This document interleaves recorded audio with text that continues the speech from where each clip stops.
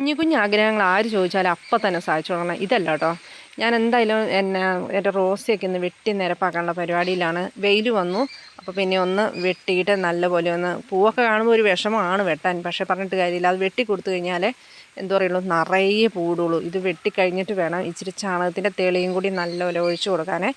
അങ്ങനെയൊക്കെ ഒഴിച്ച് കഴിയുമ്പോഴത്തേനും ഉണ്ടല്ലോ, നമ്മുടെ റോസ ഒന്നും കൂടി നല്ല പവറായിട്ട് വരും, സ്ട്രോങ് ആയിട്ട് വരും. പിന്നെ തണ്ടിനൊക്കെ കട്ടി കുറവല്ലേ, അപ്പോൾ ആ കട്ടിയൊക്കെ ഇതിങ്ങനെ പൂ കാണുമ്പോൾ നമുക്ക് ആർക്കാണെങ്കിലും വെട്ടാൻ തോന്നിയല്ല.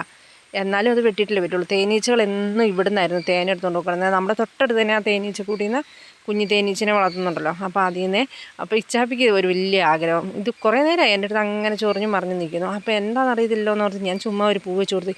അവനത് കളയുന്നില്ല, അവനതും വെച്ചുകൊണ്ട് കുറേ നേരം അങ്ങനെ നടന്നു കേട്ടോ. എന്തായാലും അവൻ്റെ ആഗ്രഹമല്ലേ, അതങ്ങ് സാധിച്ചേക്കാമെന്ന് ഓർത്തു.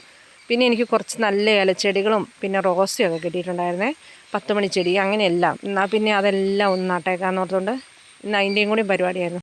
കാര്യം വെയിലൊക്കെ വേണം, പൂവ് ഉണ്ടാകണം എന്ന് പറഞ്ഞാലും ഉണ്ടല്ലോ, ഒരു വെയിലങ്ങ് തെളിഞ്ഞു കഴിഞ്ഞാൽ പിന്നെ അന്നേരം നനച്ചു കൊടുക്കണം ചെടിക്കൊക്കെ.